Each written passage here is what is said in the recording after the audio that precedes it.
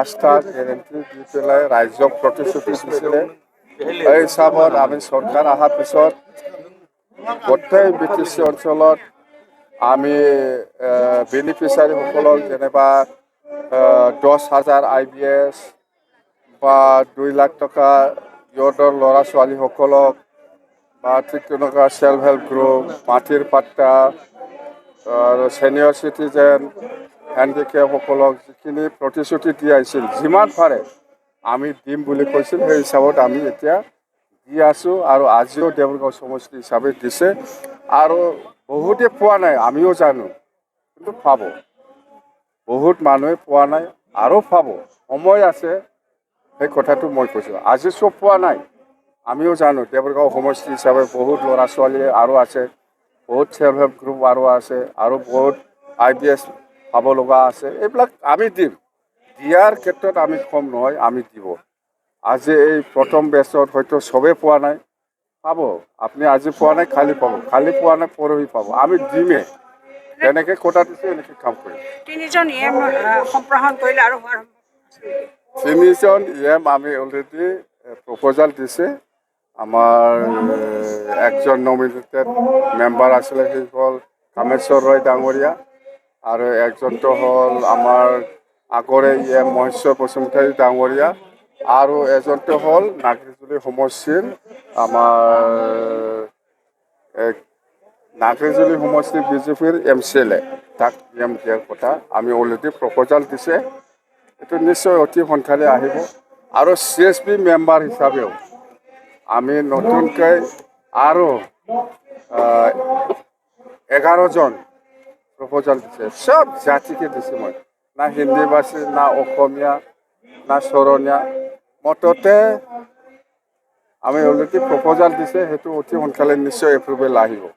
অসমীয়া হিচাপে আমি ওদালগুৰিৰ পৰা বাছি লৈছোঁ, বেংগলী আৰু গোৰ্খা, ৰাজবংশী, এইবিলাক দিয়া হোৱা নাছিল, মুঠতে আছে।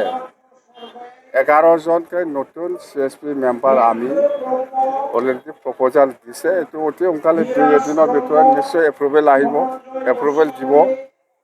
আৰু 3জন EM নতুন আমি এপ্ৰুভেলৰ কাৰণে পঠাই দিছোঁ। অলৰেডি হৈছে বোধহয়, অহাকালি পৰহিৰ ভিতৰত নিশ্চয় আহি যাব।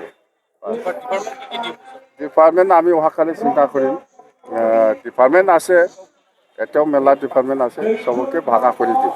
ৰাজ্যসভাৰ MPৰ কাৰণে প্ৰমোদ বড়ো, ৰাজ্যসভা MPৰ কাৰণে প্ৰমোদ বড়োৱে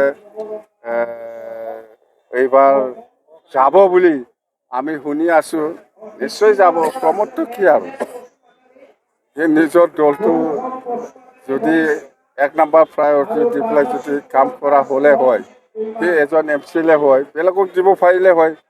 বেলেগক জানাই সি নিজে যাব বুলি আমি শুনাৰ কথা। UPPL হিচাপে বেলেগ একজন আৰু ৰাজ্যসভা MP দিব লাগিছিল। প্ৰমোদ বড়ো নিজে যাবলৈ, কাকো নিদিব বুলি, মই নিজে যাম বুলি কৈ লৈছে বুলি আমি শুনি আছোঁ। আমাৰতো 3জন MLA, ভোট দিয়া নিদিয়া একে, নাদিলেও এনেই জিকি যাব, দিলেও একে কথাইটো। প্ৰমোদ বড়োৱে আমি যদি ভোট দিয়ে, প্ৰমোদ বড়োৱে আমাৰ অলপ মছলা মছলি দিলে ভাল পাব আমাৰ MLA সকলে, নিদিয়ে না সি।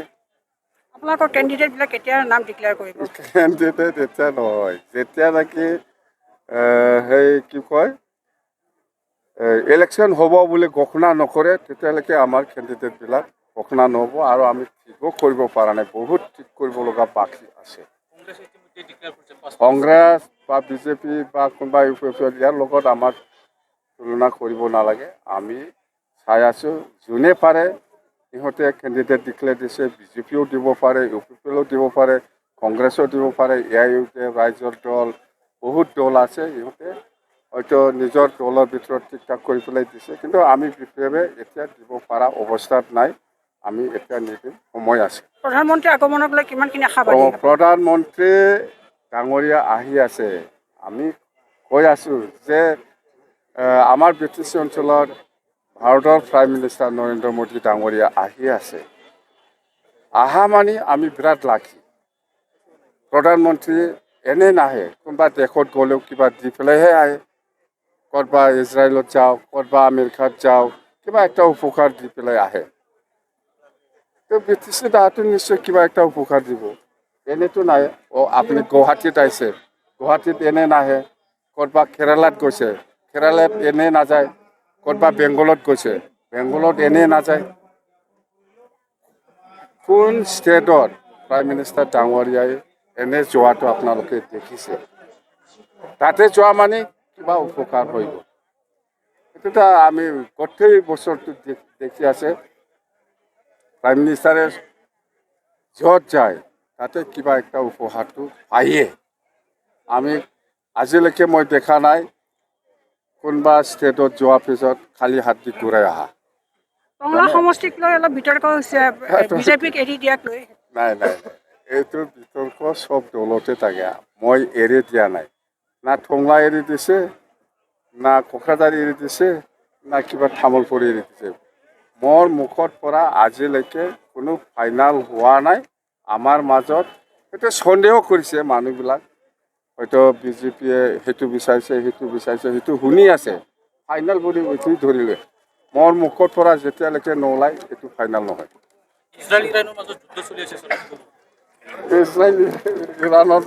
ইজৰাইল আমেৰিকা একে ইৰাণ অকলে জানে ইৰাণ অকলে আছে ইজৰাইল আৰু আমেৰিকা দুটা লাগি ইৰাণৰ লগত যুদ্ধ হৈ আছে এইফালে যুদ্ধ হৈছে এইফালে দাম বাঢ়িব ক'ৰবাত সেইটোহে